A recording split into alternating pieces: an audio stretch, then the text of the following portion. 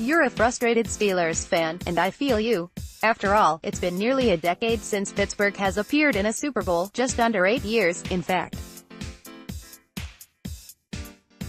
Barack Obama was still in his first term as President of the United States. OMG. You're bringing up a president who was the president at the time he was president. You're going to divide your readers.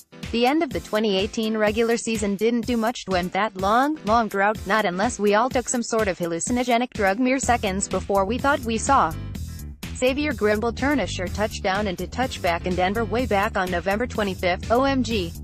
You're talking about drugs. How am I going to explain this article to my kids?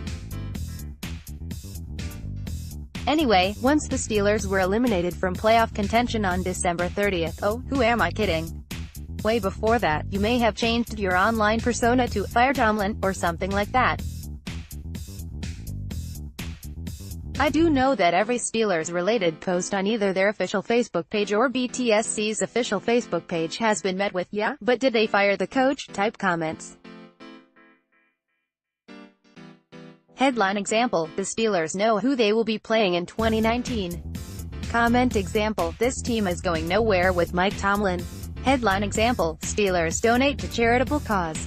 Comment example, this team is going nowhere with Mike Tomlin. I feel you, I really do. After all, the Steelers have wasted the latter years of Ben Roethlisberger's career. Yeah, sure, they've made 3 Super Bowls and won 2 of them since rolling the dice and drafting a franchise quarterback, but that was way back when, in the before time. What about now? Need some help in dealing with this Super Bowl drought? Perhaps you need some perspective. How about the Chiefs' Super Bowl drought, one that could end on Sunday, if they take care of New England in the AFC Championship game? You know who was president the last time Kansas City appeared in a Super Bowl? Richard Nixon. OMG. Another president who was president when he was president.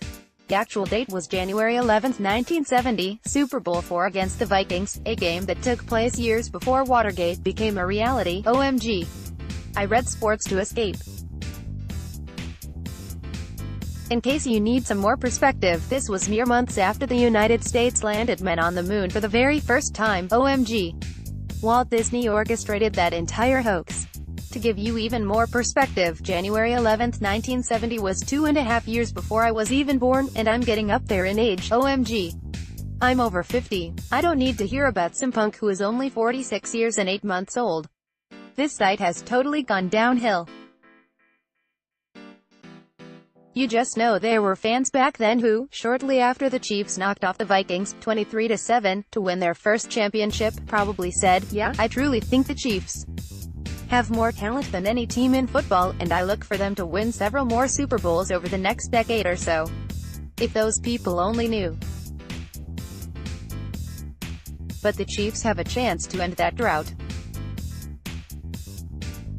They have a chance to end the suffering of thousands of their faithful, many of whom were probably cheering them on that day back on January 11, 1970, and have been cheering ever since, just waiting for the day when they'll get to see their favorite football team play on the game's grandest stage once again.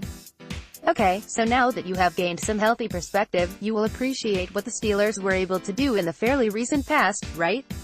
LMAO. Just kidding.